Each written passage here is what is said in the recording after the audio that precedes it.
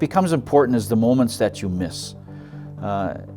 When a service member is up at Fort McCoy or just at the weekend drill, their son or daughter may be at a sporting event and for the first time they hit a double or they hit a home run, or the daughter's in a swim meet and she finally beats that girl that she's never beat before. And dad or mom is at drill and they miss that. So what the USO of Wisconsin tries to do is create moments that those soldiers can share with their families and their loved ones. You think about the military in comparison to the rest of the world, the civilian world. There's more pressure on the military members, pressure from being gone, pressure from, in some cases, having their life in danger. And the USO fills a need in a stress relief, big time stress relief, and makes that a more doable job for the military members. The stress that the military members feel, the family members feel just as much, sometimes even more so. And providing that outlet for a stress relief, of having an activity, of just having a little bit of comfort. And it really comes when it matters most.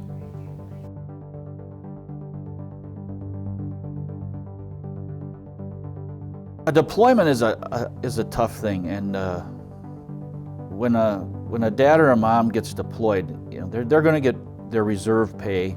They're going to get full-time pay, but that may be only half of what they make in their civilian life. So their household's going to suffer financially.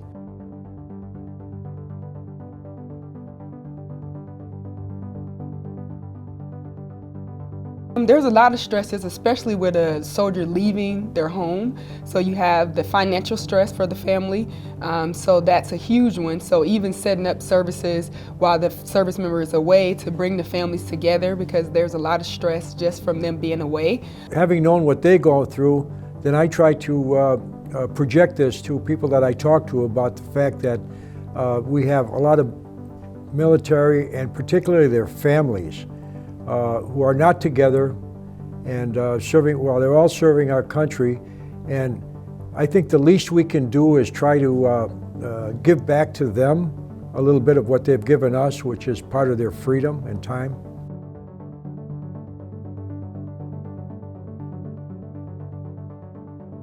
It means a lot because when you are away, you don't get to spend time with your family. And when you're here, you have those opportunities. You get to spend quality time.